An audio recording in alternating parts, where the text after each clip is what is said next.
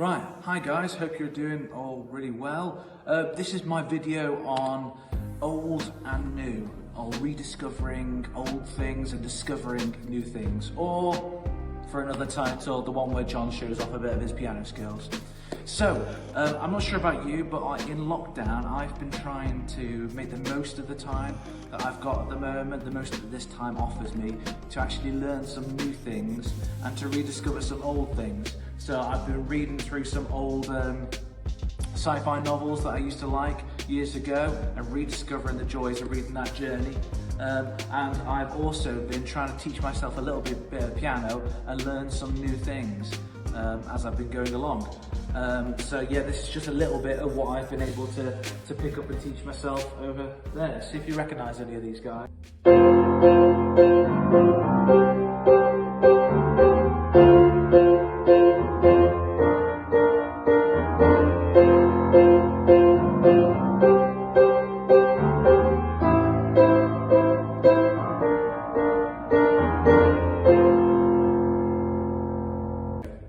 So yeah, so that's what I've just been trying to teach myself as we've been going along, and as I've been rediscovering these new things, it got me thinking a little bit about the story of King Josiah in the Bible. Now, I'm not sure if you're familiar with King Josiah, but he's one of the kings of Judah. Now, just a little bit of history. So we have the kings. We have like King David, who's very famous, who's known for slaying Goliath. We have King Solomon, and then after those guys, what was one big united kingdom become not the United Kingdom, not the UK, but one big kingdom splits into two, and we have the northern kingdom of Israel and we have the southern kingdom of Judah. And most of the kings of both of those nations end up doing just ridiculous things and just turning away from God all the time. But we come in the book of 2 Kings to chapter 22, and we have a bit of a change. We have a new king on the throne, and not only is this a new king, but he's a really young king as well. We have King Josiah, who begins his reign as king when he's 8 years old. So he's a very, very young king, and he lives and he reigns for 31 years. So if you can do the maths on that, he died when he was about 39.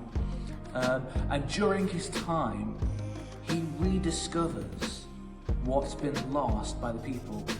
He rediscovers part of the Bible, part of the law that they were following, which would have been part of the probably the book of Deuteronomy at the beginning of the Bible, and possibly some of the other books as well. And he realizes that they've walked away from all of this. And we come to verse 11 of chapter 22, and it says, "Now it happened when the king heard the words of the book of the law, that he tore his clothes."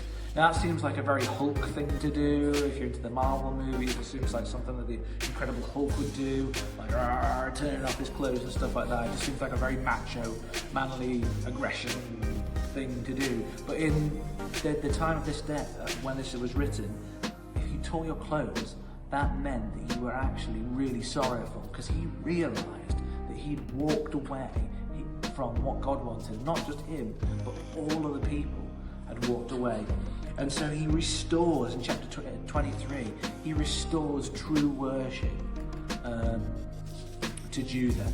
And he begins a really successful reign where he does what God wants him to do. And in verse 25 of chapter 23, it reads this: "Now before him there was no king like him, who turned to the Lord with all his heart, with all his soul, and with all his might, according to all the law of Moses, nor after him did any arise like him." So before Josiah, there was not a king quite like him, who turned back to God with all of his heart. And this got me thinking, because there was this rediscovering almost a part of the Bible, and I wondered about, well, what can we do now to rediscover part of the Bible, not just for lockdown, but for ourselves in our lives as we go forward. And I've got 2 suggestions for you guys that I think can help you to rediscover more about what the Bible's got to say, and how it impacts upon your life.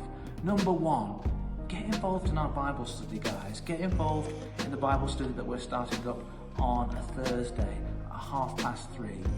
The link will be in the usual email. If you don't receive that, then please email us, and the email address is going to be at the end of the video. And we're going to be spending from 3:30 to 4, just half an hour of your time, just looking a little bit of the scripture and just a little bit of the Bible and discovering what it's got to say to us. And it's going to be an amazing opportunity for us to actually just go that little bit further and discover how we can live our lives in a way that follows what God wants and what God's told us about in the Bible.